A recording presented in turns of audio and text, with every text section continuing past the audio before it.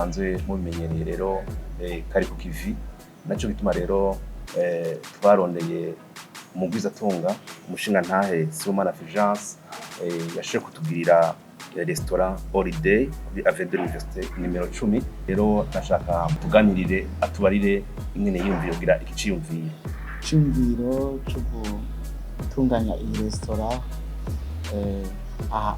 muri gisagara ca Bujumbura icyumviro kandi dufise kuva kera ni n'igikorwa dusanzwe dukunda twamye dukora no mu zindi ntara zitandukanye hari aho twagiye tubikora ariko turabona ko bidakwiye ko twobigumiza mu ntara gusa dushima kumanuka i Bujumbura naho kubikorerayo ni igikorwa ciza rero turiko tugendera ijambo rya nyakubahwa aguma ashikiriza abarundi ababwira yuko umuntu wese agomba kwihangira imirimo agakora yakora agahana akazi abandi wamunywa akaronka icugi umufuko nawe aronka ifaranga.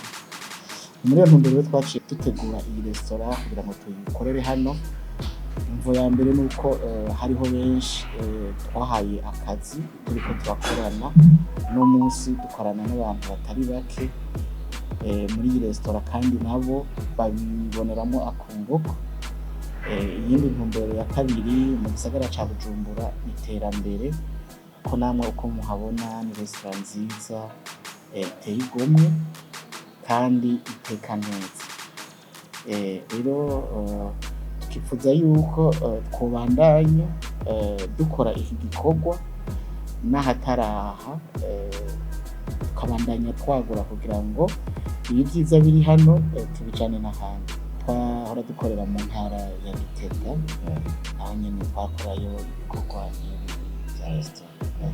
Ngica tumwiyumvira ati mu manuka mu gisagara ca Bujumbura kugira ngo mushobore kugira restaurant imeze neza Bujumbura twarabyumviriye kuko ni umugwa mukuru w'ubutunzi natwe mu gihe turiko turondera ubwo butunzi turiko turakora kugira ngo dushike ku bantu bose uko tuvyifuza twarabonye ko bikenewe ko mungahe Bujumbura twahakorera. Maze kwinjira ko mushira restaurant nziza nk'iyi mu gisagara ca Bujumbura byaraboroheye ko tuzi ko usanga twari uburyo bwinshi. Icambere cyo twe turizera Imana kuko umuntu wese agera kure bivanye no kwizera afise muri we n'umwete afise.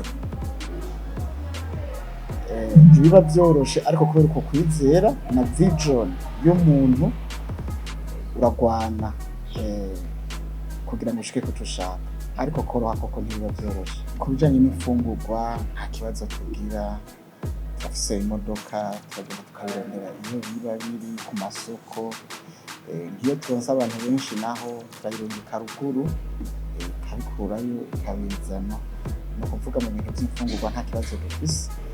Mu bijanye n'inyobwa naho turi abone ari abakozi ba brasserie bafise imodoka ihora izana ibinyobwa igashikana aho kubarabara hamayo dukorana yakagenda bagaca bakuramo bakabizana no kuvuga mu byose nta kibazo dufise.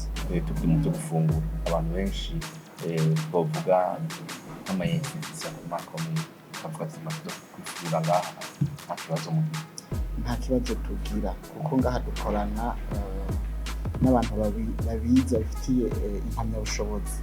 Aha turafise abamaître docteur dukorana ngaha turafise abajera borganiza ibintu ni ukuvuga abantu bose uko baba bangana iyo twabaronse turabakira na cyane cyane yuko aha hantu mubona dukorera ari ahantu hanini cyane. Ibintu by'imanza ngaha baraza bakatugiriraho abagira ama mariage ngaha baraza bakagira amadine y'ubwoko bwose ngaha turayakira ama anniversaire aha turayakira. Hari n'igihe rero bishika tukaronka ayandi mu marché nuvuga icyo twokwita service traiteur iya bikorwa biba bibera ahandi hantu atari hano ibyo navyo turabikora turagenda naho haba ari ruguru turagenda tugakora aho ariho hose turabikorera. Twe twaragerageje kuza turatembera twaragize amahirwe yo gusohoka mu gihugu tukaja hanze mu bindi bihugu usanga kenshi abateye imbere n'abari amasosiyete akomakomeye itaba ari y'umuntu umwe iba ari sosiyete irimo abantu basanga abantu baragiye hamwe barakorana. Abadakoranye nabo bagashigikirana, umuntu akumva yuko nimba adakora resitora akaba akora mu bindi, akaja gushigikira uwa resitora akaja kumushorera, hama wa resitora nawe akaja gushigikira wa wundi mu kumushorera mu vyo akora. Nk'akarorero nk'udandaza kenkayeri umva nk'akora mu vya restauration agomba kuja gushigikira uri muri restauration, wa wundi nawe ari muri restauration kubera ko atandaza kenkayeri aca agenda gushorera wa wundi muri kenkayeri, canke n'akarorero ntanze urabona ibintu byose no guhanahana. Rero hakabaho umutima wo gushigikirana, umuntu akumva yuko ashigikira mugenzi we mu vyo akora.